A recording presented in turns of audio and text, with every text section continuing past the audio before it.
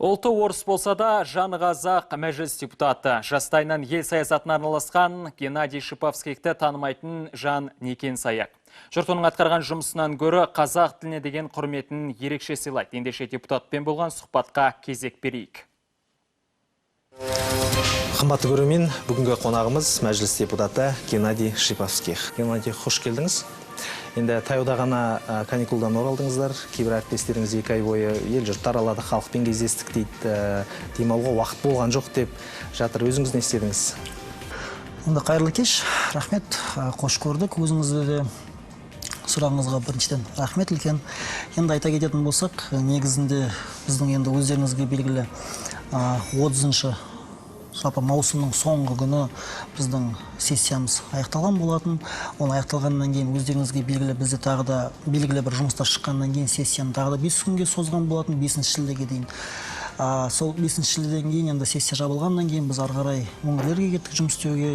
Енді біздің жұмысымыз өңірлерге шыққанда неден тұрады деген сұрақ туындау керек. Біріншіден енді өздеріңізге белгілі, бізде сессияның шеңберінде түрлі заңдар қабылданады.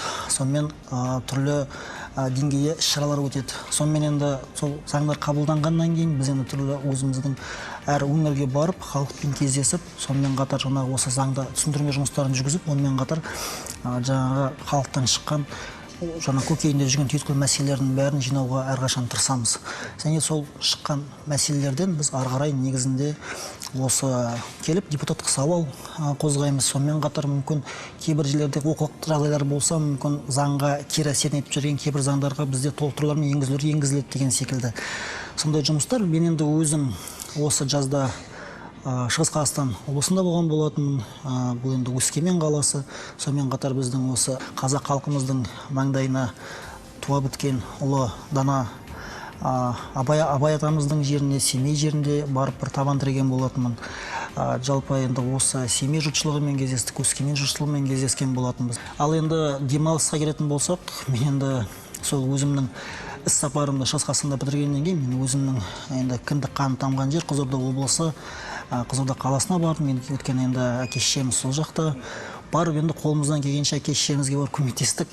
Әке-шешеміздің жанымызда болдық. Ал енді сол өңірлерде жаңағы шығыста әсіресе халықпен кездескен кезде қазақша сөйлегеніңізге таңғалғандар болған шығар. Тілді қалай үйрендіңіз деп сұраған шығар. Енді тілге келетін болсақ, енді ондай да жағдайлар болды. Әрине, кейбір жұрттар аң-таң қалып жатты. Қалай енді жалпы өзі ұлты орыс түрі сары жігіт келіп қазақша сайлаған кезде кейбір кісілер енді мәдени шокқа түсті десек те артық емес. Сондықтан да осы енді ондай сұрақтар пайда болды. Енді біз айттық, мен енді айта кеткім келеді. Енді мен өзім кіші кезімнен бастап, яғни балабақшаға, осы қазақ балабақшаға түскен болатын бала кезімде. Одан кейін енді қазақ мектебіне түстік. Әрине осының бәрі ары қарай менің қазақ тілімді жетілдіруге, қазақ тілімді одан да жоғары деңгейге көтеруге үлкен өзінің серпін берді. Сонымен қатар енді өздеріңізге белгілі, енді менің енді ғаламтордан білетін болсаңыздар, кезінде бала кезімде өзімнің әке-шешем қайтыс болған болатын. Одан кейін де жетімдер үйіне түскеннен кейін мен енді Алланың бір осындай үлкен бір себебімен, үлкен бір жақсы, бір сондай бір қасиетті қазақ отбасына тап болғанмын негізінде. Бұл енді бүгінгі таңда Мұрат Насыров пен Баян Бимағанбетова деген кісілер енді өзінің 5 баласы бола тұра, мен соның енді өзі 6-шы баласы болдым. Сондықтан да енді осы кісілер жалпы осы менің бір қазақ мәдениетіме, қазақ халқының салт дәстүрін білуіне, сондай-ақ кішіпейілдік деген, үлкен пейілдік дегеніне, адаммен қалай сөйлесу керек деген, сондай-ақ мәдениеттің деңгейін жоғары көтеруге өзінің бір үлкен бір серпінін берді. Енді қазір өзіңіз білесіз, көбіне депутаттардың жұмысына сын көп айтылып жатыр. Әсіресе әлеуметтік желіде дұрыс жұмыс істемейді, халқының мұқтажын дұрыс жеткізбейді деп жатады. Оған не айтасыз? Өздеріңіз немен айналысасыздар ол жерде? Біздің парламент депутаттарының міндеті бұл әрине халыққа адал қызмет ету, және де ары қарай сапалы заңдарды шығару. Яғни енді өзі парламент заң шығарушы орган болғандықтан конституция бойынша. Ал енді мен сізге айтайын, өздеріңізге белгілі, егер де баяғыда біздің осы парламенттің қабырғаларында біздің жалпы отырыстарымыз, сонымен үкіметтік сағаттар отырыстардың барлығы егер де онлайн режимде ғана өтетін болса, біздің биыл осы қазіргі ағымдағы жылдың сессияның басталуынан бастап бізде одан сайын тағы да жаңа өзгерістер болып жатыр. Яғни бізде қазір тек қана жалпы отырыс пен үкімет сағаты қана емес, онлайн режимде өтетін. Қазір бүгінгі таңда комитеттің отырыстары және де сонымен қатар мынау бір жұмыс тобының, заң шығару тобының жұмыстары, сонымен қатар түрлі заң жобаларының тұсаукесерлердің бәрі онлайн режимде өтеді.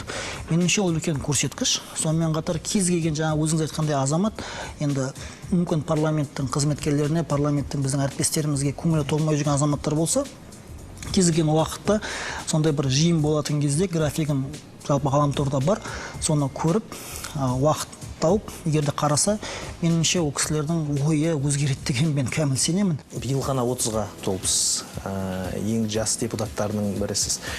Болашағыңызды қалай елестетесіз? Ары қарай осы елдің билігіне, үкіметке араласу жоспарыңызда бар ма? Биыл енді расында менің өзімнің бір кішігірім мерейтойым келе жатыр, 30-ға толам биыл. Енді ары қарай өзі бір сайлау кезеңі келген кезде, бір келесі кезек сайлау келген кезде әрине түсіп көреміз. Егерде әрине халықтың ойынан шықсақ, неге қалмасқа. Бірақ менің бір ұсынатын үлкен бір мақсатым бұл жерде әрине егерде халық сенім артса, неге қалмасқа.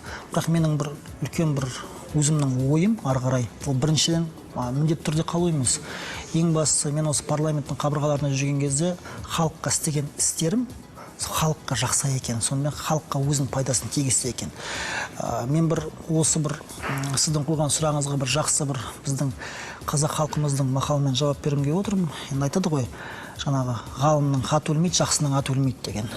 Сондықтан да егерде біз кейін депутат болмай қалған жағдайда, басқа бір жұмысқа ауысып кеткен жағдайда, егерде халықтың ойында бір жақсы атпен қалсақ, мен үшін ол үлкен бір мәртебе болар еді.